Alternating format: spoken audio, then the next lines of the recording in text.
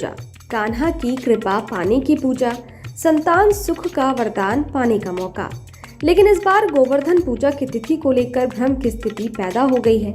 मान्यता है कि दिवाली के अगले दिन गोवर्धन पूजा होती है, लेकिन तिथि के फेर के चलते इस बार ये दिवाली के 2 दिन बाद यानी कि 14 नवंबर को भी मनाया जा रहा है। इस दिन भी पूजा का मुहूर्त पूरे दिन नहीं है, बल्कि आपके पास कुछ ही घंटों का वक्त है। एक मुहूर्त तो सुबह 6:43 से शुरू थी, जो कि 8:43 तक रही, लेकिन अब आपके पास बचे हैं बस चंद मिनट। जी हाँ, अगर आपने सुबह की मुहूर्त में गोवर्धन पूजा नहीं की है तो अब आपके पास थोड़ी देर बाद का कुछ मिनट का समय बचा है, जिसमें आप भगवान कृष्ण और गोवर्धन पर्वत की पूजा कर सकते हैं, पा सकते हैं अपने आराध्य का वरदान और खुशियों से भर सकते हैं अपनी झोली।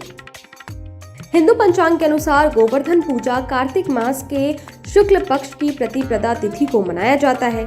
इस बार ये तिथि 13 और 14 को पड़ा है, जिसमें कई शुभ मुहूर्त के योग बने हैं। 14 नवंबर को एक मुहूर्त सुबह में करीब 2 घंटे की थी, तो एक मुहूर्त 11:30 बजे की है, बस कुछ मिनटों की। पूजा का दूसरा मुहूर्त सुबह 11:30 बजे शुरू हो रहा है, जो 48 मिनट बाद यानी 12:18 पर खत्म हो रहा है। तो अगर आप किसी वजह से सुबह की मुहूर्त में पूजा नहीं कर पाए हैं तो आपके पास ये वक्त बचा है। 48 मिनट का समय है जब आप अपने भगवान की पूजा कर सकते हैं और पूजा का पूर्ण लाभ पा सकते हैं। पौराणिक कथाओं के अनुसार भगवान श्री कृष्ण ने इस दिन अपनी छोटी उंगली पर गोवर्धन पर्वत को उठाया था और व्रजवासियों को इंद्र के गुस्से से बचाया था। उसी समय से भगवान कृष्ण के उपासक उन्हें गेहूं, चावल, बेसन से बनी सब्जी और पत्तेदार सब्जी भोग लगाते हैं और अपने आराध्य का स्मरण करते हैं, उनकी पूजा करते हैं।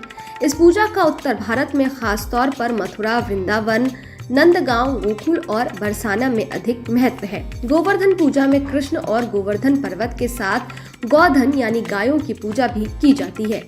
धर्म के जानकारों का कहना है कि अगर गोवर्धन पूजा में कुछ विधान का सही पालन करें तो संतान संबंधी समस्या अपने आप समाप्त हो जाती है। इस दिन सबसे पहले शरीर पर तेल मालिश कर स्नान करें, उसके बाद घर के मुख्य द्वार पर गाय के गोबर से गोवर्धन पर्वत की आकृति बनाएं, उसके बाद बीचों बीच भगवान कृष्ण की मूर्ति या तस्वीर लगाएं, फिर गोवर्धन पर्वत और भगवान कृष्ण की पूजा करें। पूजा के बाद अपनी मनोकामनाओं के लिए प्रार्थना करें, भगवान को पंचामृत और पकवान का भोग लगाएं। मान्यता है कि शुद्ध मन से अगर आपने पूजा कर ली तो भगवान आपकी कामनाएं अवश्य पूरा करते हैं। खासतौर पर संतान से जुड़ी समस्याएं खत्म हो जाती है, जीवन में खुशहाली आ जाती है।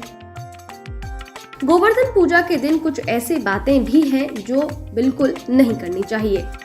पूजा खुले स्थान में करनी चाहिए। कभी भी बंद कमरे में गोवर्धन पूजा नहीं करनी चाहिए, ऐसा करना बेहद अशुभ माना जाता है। गोवर्धन पूजा करते समय गौ माता की पूजा भी जरूर करें।